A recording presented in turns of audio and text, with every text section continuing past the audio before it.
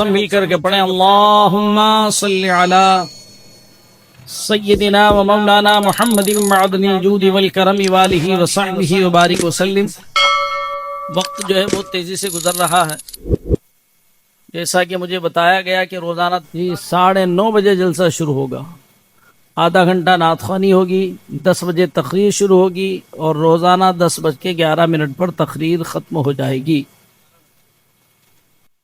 11:11۔ یہ بڑا مفید فارمولہ ہے تاکہ آپ 12 بجے تک جا کر اپنے بستر پر سو جائیں اور رات کو آرام بھی کریں، صبح اٹھ کر فجر کی نماز باجماعت ادا کریں، تو یہ آپ کا رات کا جاگنا مفید ہوگا۔ ورنہ رات بھر وظیفہ پڑھتے رہو اور فجر کی نماز قضا کر دو، کچھ بھی ملنے والا نہیں ہے۔ تو یہ مزاج بنا ہے اور الحمدللہ روزانہ آپ کو یہ جلسہ سننا ہے، تو انشاءاللہ العزیز فریش موڈ میں تھوڑا سنیں، توجہ کے ساتھ سنیں، اس نیت کے ساتھ سنیں کہ اللہ تعالی عمل کی توفیق عطا فرما۔ آئیے میں گفتگو کا آغاز کرتا ہوں۔ محمد وہ کتاب کون کا طغرائے پیشانی۔ اشعار پر غور کیجیے، حالانکہ تھوڑے اشعار باوزن ہیں لیکن توجہ دیں گے تو مزہ آئے گا۔ محمد صلی اللہ علیہ وسلم، جب بھی نبی کا نام آئے صلی اللہ علیہ وسلم کہہ لیا کریں۔ محمد صلی اللہ علیہ وسلم وہ کتاب کون کا طغرائے پیشانی۔ محمد وہ کتاب کون کا طغرائے پیشانی، محمد وہ حریم قدس کا شمع شبستانی، مبشر جس کی بعثت کا ظہور عیسی مریم، مصدق جس کی آمد کا لب عیسی عمرانی، محمد وہ حرف نقصتی کلک فطرت کا کیا جس نے مکمل نسخے اخلاق انسانی، وہ ناطق جس کے آگے مہر برلب بلبل سدرا، وہ امی جس کے آگے عقل کل طفل دبستانی، تراشے جن کے ناخن کے ہلال چرخ گردونی، غسالہ جن کے دھون کا زلال آب حیوانی، اور ظہور نور یزدانی، نمود شان ربانی، خدا کا دوسرا کوئی نہ کوئی آپ کا ثانی، ہمارے دین کی حقانیت کے دونوں شاہد ہیں، معین الدین اجمیری، محی الدین جیلانی۔ تاریخ عالم کا یہی وہ نرالا مہینہ ہے کہ جس مہینے کی 12 تاریخ کو سوموار کے دن صبح صادق کے وقت مصطفیٰ جان رحمت، شمع بزم ہدایت، نو شہ بزم جنت، گرتوں کو اٹھانے والے، ڈوبتوں کو تنا دینے والے، اس خاک دان عالم کے اندر جلوگر ہوئے۔ اگر وہ محبوب نہ ہوتے تو کائنات کی کوئی شے عالم وجود کے اندر نہیں آتی۔ ہمارے آقا صلی اللہ تعالی علیہ وسلم کی پیدائش مستند اور باوزن بات یہ ہے کہ ربیع الاول کی 12 تاریخ کو پیر کے دن صبح صادق کے وقت ہوئی۔ حالانکہ آپ کو ایسے لوگ بھی ملیں گے جو کہیں گے کہ نہیں 9 تاریخ کو ہوئی، ایسی روایت میں بھی آیا کہ فلاں تاریخ کو ہوئی، فلاں تاریخ کو ہوئی۔ میں جو قول آپ کے سامنے پیش کر رہا ہوں یہ محقق علی الاطلاق حضرت محدث عبدالحق دہلوی رحمۃ اللہ علیہ کا ہے۔ وہ فرماتے ہیں کہ قوی تر قول یہ ہے، کیونکہ یہ وہ زمانہ تھا جب لوگ لکھنا بھی نہیں جانتے تھے، پڑھنا تو جانتے تھے، لکھنا نہیں جانتے تھے، ریکارڈ مینٹین کرنے کا کوئی شعور نہ تھا، اور سرکار صلی اللہ علیہ وسلم جب پیدا ہوئے تھے تو لوگوں کی پتہ بھی نہ تھا کہ یہ ذرہ کبھی آفتاب بن کر کے پوری دنیا کو چمکا دے گا۔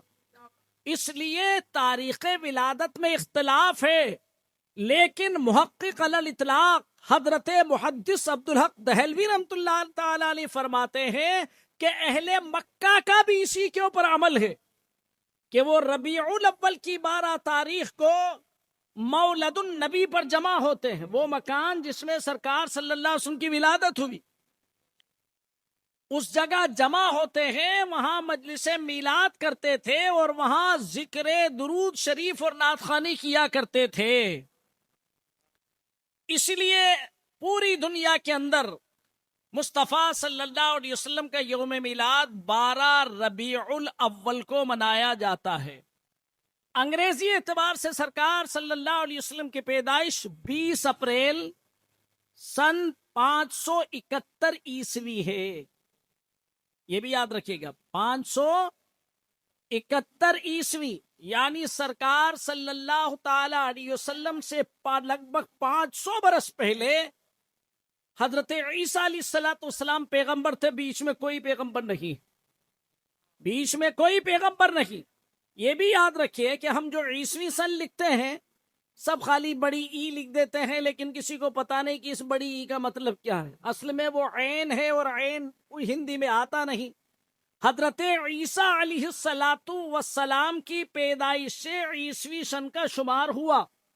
آج ہم جو 2026 کہہ رہے ہیں، اس کا مطلب یہ ہے کہ عیسیٰ علیہ السلام کو پیدا ہوئے 2026 برس ہو گئے. یہ باتیں بھی یاد رکھیے. یہ تو حالانکہ بالکل ہم تیسری چوتھی جماعت کے بچوں کو یہ سب پڑھاتے ہیں، مگر بہت غافل ہیں عوام، اس لیے ان کو بتانا ضروری. سب یہی لکھ رہے ہیں 2026 لیکن پتہ نہیں کہ 2026 کس بات کی گنتی گنی جا رہی ہے. کیا دنیا بسی جب سے ہم گن رہے ہیں؟ یہ عیسیٰ علیہ السلام کی پیدائش سے اس کا سلسلہ شروع ہوا. اچھا اب یہ بتائیں کہ ہجری سن کون سا چل رہا ہے؟ ابھی ہجری سن کون سا چل رہا؟ پتہ ہی نہیں. 1448. یعنی اس سے پتہ لگتا ہے کہ بہت کم لوگوں کو یاد. اب تو بس یہی حال ہمارا ہے کہ آئے حیات لائی، گئے لے چلی قضا، اپنی خوشی سے آئے نہ اپنی خوشی گئے. پیدا ہو گئے اور کھایا پیا، وقت پورا ہوا، دنیا سے چلے گئے. کس لیے آئے تھے اس کا بھی پتہ نہیں، اور کہاں جا رہے ہیں اس کا بھی پتہ نہیں. اس لیے اپنی زندگی کے وجود کی غرض و غایت کو سمجھو، مقصد حیات کو سمجھو کہ ہمیں اللہ تعالیٰ نے کس لیے دنیا میں بھیجا ہے. یہ 1448 ہم کون سی گنتی گن رہے ہیں؟ اب میں آپ سے ایک سوال کرتا ہوں، سرکار کی پیدائش کو آج کتنے برس ہو گئے؟ 1501. کچھ لوگ 1448 کو سمجھ لیتے ہیں. 1448 ہجری سن ہے، اور ہجری سن سرکار صلی اللہ علیہ وسلم کی ہجرت سے شروع ہوا. سرکار صلی اللہ تعالی علیہ وسلم پیدا ہوئے مکہ میں.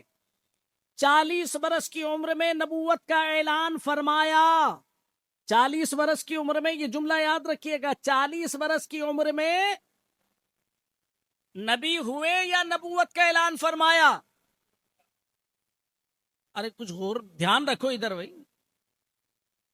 نبی بنے یا نبوت کا اعلان فرمایا؟ نبوت کا اعلان فرمایا. یہ بات یاد رکھیے، ہمارے نبی صلی اللہ تعالی علیہ وسلم تو اس وقت بھی نبی تھے جب آدم علیہ السلام کا پتلا بھی نہیں بنایا گیا تھا. تو جو لوگ نبی کو صرف بشر کہتے ہیں تو ان سے ہم سوال کرتے ہیں کہ ابو البشر تو حضرت آدم ہے. آدم سے پہلے کسی آدمی کا وجود نہیں. بشریت کی ابتدا ہی حضرت آدم سے ہو رہی ہے، لیکن حضرت آدم علیہ السلام کے جسم کو بنانے کے لیے ابھی مٹی اور پانی ملایا جا رہا ہے. اور مصطفیٰ جان رحمت صلی اللہ علیہ وسلم فرماتے ہیں، کنتو نبیم و آدم بین الماء والطین. میں تو اس وقت بھی نبی تھا جب آدم علیہ السلام کا پتلا بنانے کے لیے فرشتے مٹی اور پانی کو ملا رہے تھے. تو نبی ہونا اور ہے، اعلان نبوت کرنا اور ہے. نبی ہونا اور ہے، نبوت کو ظاہر کرنا اور ہے. میرے آقا مدنی مصطفیٰ صلی اللہ تعالی علیہ وسلم حضرت آدم کی بعثت تو کیا، تخلیق سے پہلے ہی نبی تھے، اس وقت ہی نبی تھے. اسی لیے تو اعلیٰ حضرت فرماتے ہیں کہ ظاہر میں میری نسل، حقیقت میں میری اصل. حضرت آدم کا قول نقل کر رہے ہیں اعلیٰ حضرت، ظاہر میں میری نسل، حقیقت میں میری اصل. اس گل کی یاد میں یہ صدا ابو البشر کی. حضرت آدم علیہ السلام بھی یہ کہہ رہے ہیں کہ بظاہر یہ میری اولاد ہے، مگر حقیقت میں یہ میری بھی اصل ہے. اس لیے اصل ہے کہ پیارے آقا علیہ السلام خود ارشاد فرماتے ہیں، اول ما خلق اللہ نوری وکل الخلائق من نوری وانا من نور اللہ. سب سے پہلے اللہ نے جس چیز کو پیدا فرمایا وہ میرا نور ہے. کچھ نہ تھا، نہ چاند، نہ سورج، نہ زمین، نہ آسمان، نہ دریا، نہ پہاڑ، نہ فرشتے، نہ جنات، نہ عرش، نہ کرسی، نہ لوح، نہ قلم، کچھ نہ تھا، صرف ایک بنانے والا تھا، وہ خالق تھا، وہی تھا، اور اس نے اپنے فیض نور سے نور مصطفی صلی اللہ تعالی علیہ وسلم کی تخلیق فرمائی۔ وَمِن نُورِ خَلَقَ كُلِّ شَيْءٍ، پھر اس نور سے ہر چیز کو بنایا، پھر عرش، کرسی، لوح، قلم، زمین، آسمان، چاند، تارے، یہ سب مصطفیٰ صلی اللہ علیہ وسلم کے نور سے بنے ہیں۔ اب میں نورانیت کا بھی بیان نہیں کروں گا، یہ تو شاید آپ شب ولادت میں آنے والے خطیب سے سماعت فرمائیں گے۔